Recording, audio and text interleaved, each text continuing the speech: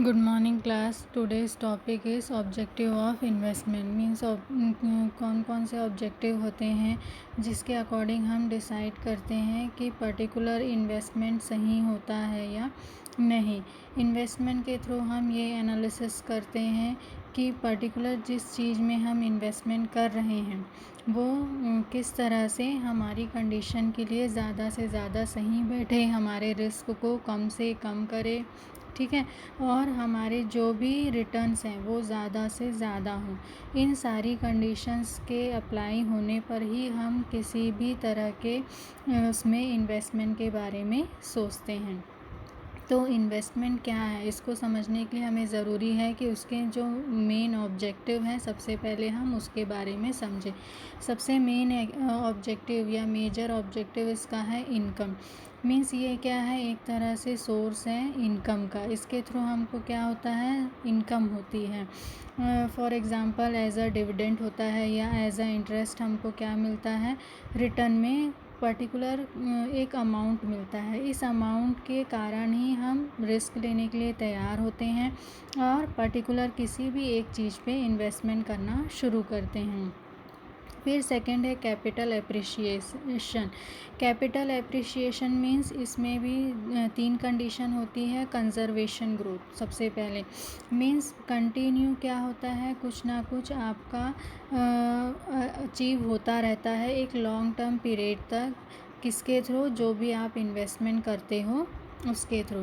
फिर aggressive growth means एक condition है जो अभी मैंने बताई थी, उसमें क्या होता है, आपको लॉन्ग टर्म तक एक छोटे छोटे पार्ट में सारा अमाउंट रिसीव होता है। एग्रेसिव ग्रोथ में क्या होता है, आप ज़्यादा रिस्क लेते हो और आप ज़्यादा से ज़्यादा रिटर्न पाने की उम्मीद करते हो, ठीक है। ये शॉर्ट टर्म भी होता है और लॉन्ग टर्म भी होता है। और थर्ड होता है स्पेक्यूलेशन। मीन्स इसमें आप क्या चाहते हो, सबसे ज़्यादा मैक्सिमाइजेशन रिटर्न बाय बाइंग और सेलिंग शेयर। मीन्स जब आप अपने शेयर को बेचते हो तो आप उम्मीद करते हो कि आपको उससे ज़्यादा से ज़्यादा रिटर्न मिले और जो आपने प्रॉफिट सोच के रखा था वो प्रॉफिट आपको अर्न हो। मीन्स पहला क्या है, ये तो एक इनकम का मेन सोर्स है। और दूसरा क्या है, कैपिटल एप्रिशिएशन है। मीन्स आपका एक जमा पूंजी जिसे कहते हैं उसको बढ़ाता है, वो भी आपके अकॉर्डिंग, आप जिस तरह से चाहते हो उसके अकॉर्डिंग। थर्ड कंडीशन है फॉर्म्स ऑफ रिटर्न। ये भी इसका मेन ऑब्जेक्टिव है कि किस तरह से आपको रिटर्न मिलता है। पहला होता है पीरियोडिक कैश रिटर्न और दूसरा होता है capital gain. Periodic cash return किसके अकॉर्डिंग होता है, जैसे कि इंटरेस्ट के थ्रू आपको रिटर्न मिलता है या फिर डिविडेंड के थ्रू आपको रिटर्न मिलता है, ठीक है। और कैपिटल गेन में क्या होता है, पर्टिकुलर जब आप अपने शेयर, डिबेंचर या बॉन्ड को परचेस या सेल आउट करते हो, तो जिस कंडीशन में परचेस करते हो, जिस कंडीशन में सेल आउट करते हो, उस कंडीशन में शेयर से जो आपको प्रॉफिट होता है। प्रॉफिट का मीन्स यहाँ पे क्या है, मान लीजिए आप ख़रीदते हैं उस समय उसका रेट कम रहता है और जब आप बेचते हैं तो उसका रेट ज़्यादा रहता है। मीन्स आपको क्या होता है, प्रॉफिट होता है। ठीक इसकी ऑपोजिट कंडीशन भी हो सकती है, जब आप ख़रीदते हैं तो इसका रेट ज़्यादा रहता है और जब आप बेचते हैं तब इसका रेट कम मिलता है। तो ये कंडीशन क्या होती है, लॉस वाली कंडीशन होती है। तो कैपिटल गेन आपको क्या होता है, मीन्स पीरियोडिक में आपको क्या मिला और प्लस जब आपने इसको परचेस या सेल किया तो उसके अकॉर्डिंग जो आपको प्रॉफिट है हुआ है या लॉस हुआ है, वो आपका क्या दिखाता है कि आपने जो रिस्क लिया वो सही बैठा या नहीं। फिर नेक्स्ट है safety and security of fund. जब भी हम कहीं पे अपना पैसा इन्वेस्ट करते सबसे पहले किसके बारे में सोचते हैं, सेफ्टी के बारे में। मीन्स हम जो पैसा लगा रहे हैं उससे हमें रिटर्न चाहिए रहता है, हमें अपना पैसा डुबाना होता है क्या, बिल्कुल भी नहीं। तो इस कंडीशन में सबसे ज़्यादा जो मेन ऑब्जेक्टिव है वो इस चीज़ पे फोकस करता है कि उसमें कितनी सेफ्टी है और अगर आप रिस्क का लेवल हाई रखना चाहते हो तो किस लेवल तक आप रिस्क ले सकते हो और उस रिस्क को लेने के लिए आप किस लेवल तक तैयार हो। मीन्स अगर आपने पूरी तैयारी की है और आपको पता है कि रिस्क होते हुए भी आप वो अचीव कर लेंगे जो आपने सोचा है, तब अगर आप इन्वेस्टमेंट करते हैं तो आपको कोई नुकसान नहीं होगा। लेकिन अगर आप बिना सोचे समझे इन्वेस्टमेंट करते हैं तो बाद में आपके नुकसान होने के चांसेस क्या रहते हैं, ज़्यादा रहते हैं। इसलिए सेफ्टी और सिक्योरिटी के अकॉर्डिंग आप क्या करते हैं, ध्यान रखते हैं और उसके अकॉर्डिंग रिस्क लेते हैं। फिफ्थ है रिस्क। ये भी ऑब्जेक्टिव का मेन पार्ट है। आप किस लेवल पे रिस्क लेना चाहते हैं। ठीक है, कई लोग रिस्क नहीं लेना चाहते तो वो शेयर वगैरह में पैसा नहीं लगाते, वो अपना जो भी जमा पूंजी है वो कहाँ पे जमा करते हैं, बैंक में। ठीक है, और जो हाई लेवल का रिस्क लेना चाहते हैं या लो मीडियम जिस भी लेवल पे वो रिस्क लेना चाहते हैं उसके अकॉर्डिंग वो क्या करते हैं, मार्केट में इन्वेस्ट करते हैं और उसके थ्रू क्या करते हैं, वो ज़्यादा से ज़्यादा प्रॉफिट अर्न करते हैं। लेकिन यहाँ प्रॉफिट मैक्सिमाइजेशन डिपेंड करता है कि आपका रिस्क मैक्सिमाइजेशन कितना है। जितने हाई लेवल का आप रिस्क लोगे आपका रिटर्न भी उसी लेवल का आपको मिलेगा, लेकिन प्रॉपर नॉलेज के अकॉर्डिंग। विदाउट नॉलेज अगर आप ये काम करते हैं तो आपको सिर्फ रिस्क ही रहेगा, रिटर्न आपके चांसेस कम रहेंगे। लिक्विडिटी जो अगला ऑब्जेक्टिव मेन है, जब हम इन्वेस्टमेंट करते हैं तो फोकस करते हैं लिक्विडिटी पे। मींस पर्टिकुलर जिस जगह आप अपना अमाउंट इन्वेस्ट कर रहे हो उसकी लिक्विडिटी क्या है। मींस जब आप उसको सेल आउट करना चाहो तो वो सेल आउट होना पॉसिबल है या नहीं है, या कितने साल के लिए आपका पैसा एक जगह बंध जाएगा, कब आपको उसमें लिक्विडिटी मिलेगी। ये सारी चीज़ों का एनालिसिस करना बहुत ज़्यादा ज़रूरी है, जिससे कि आपका जो अमाउंट है वो कहीं पे फंसे नहीं और जब आपको ज़रूरत हो तो आप आसानी से उस अमाउंट को रिटर्न ले सकें। टैक्स कंसिडरेशन टैक्स कंसिडरेशन कई जब हम शेयर्स खरीदते हैं या कहीं पे हम इन्वेस्टमेंट करते हैं तो वहाँ पे हमको टैक्स से रिलीफ मिलता है, कहीं पे टैक्स का अमाउंट इंक्रीज़ हो जाता है। तो ये सारी चीज़ों का एनालिसिस करना भी ज़रूरी है कि आप किस तरह का इन्वेस्टमेंट करें जिसमें आपको टैक्स से ज़्यादा रिलीफ मिले। अगर आप ये सारे कैलकुलेशन करके प्रॉपर आप इन्वेस्टमेंट करते हैं तो जो अलग अलग कंडीशन में आपको टैक्स पे करने पड़ते हैं उन सारी कंडीशन से थोड़ा बहुत रिलीफ आप पा सकते हैं और ज़्यादा जो चीज़ें हैं ज़्यादा जो रिटर्न है वो अर्न कर सकते हैं। ये सारे क्या थे, ऑब्जेक्टिव थे जिसके थ्रू हम एनालिसिस करते हैं कि पर्टिकुलर हमें किस तरह का इन्वेस्टमेंट चाहिए, कितना रिस्क ले सकते हैं और किस टाइम पे कैसा हमको रिटर्न चाहिए।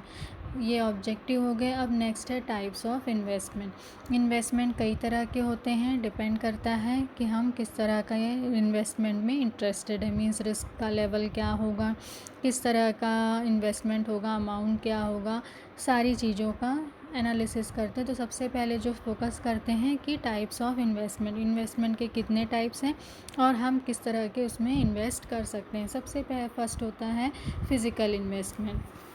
Physical investment like gold, silver, ornament, motor car, ये सारे एग्जांपल किसके हैं, फिज़िकल इन्वेस्टमेंट के।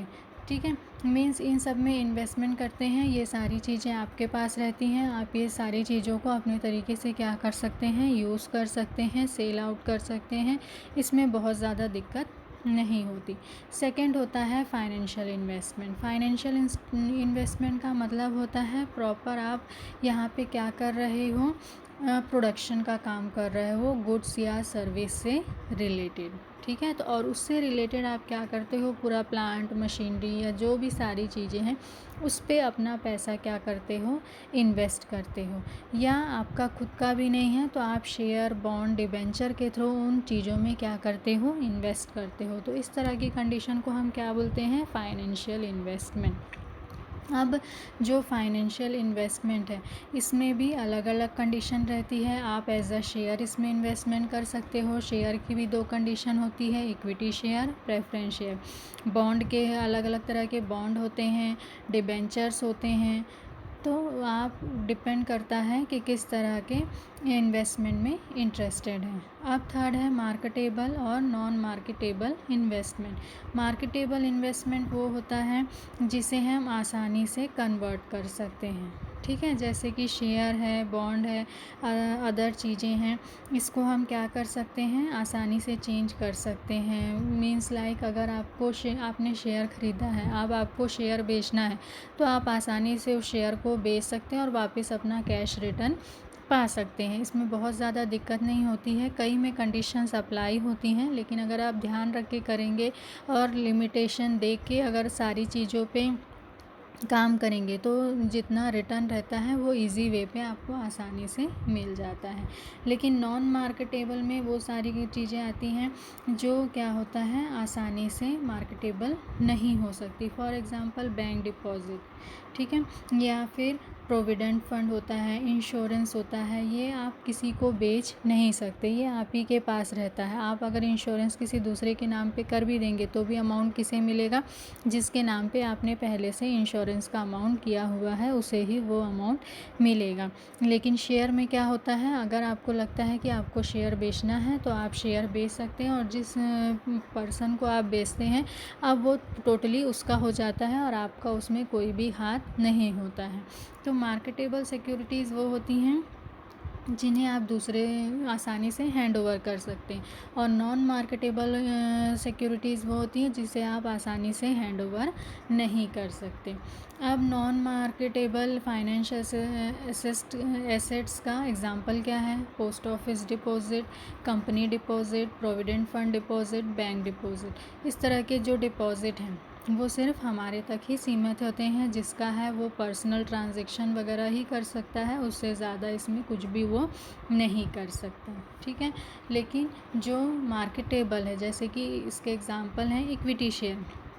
इक्विटी शेयर जब तक आप जैसे आपने उसे परचेस किया, जब तक आपको उससे लगता है अपने पास रखना है अपने पास रखते हैं, और क्या अर्न करते हैं, डिविडेंड अर्न करते हैं। और जैसे ही आपको लगता है कि आपको अब इसे नहीं रखना है, आप इसे आसानी से क्या कर सकते हैं, सेल आउट कर सकते हैं।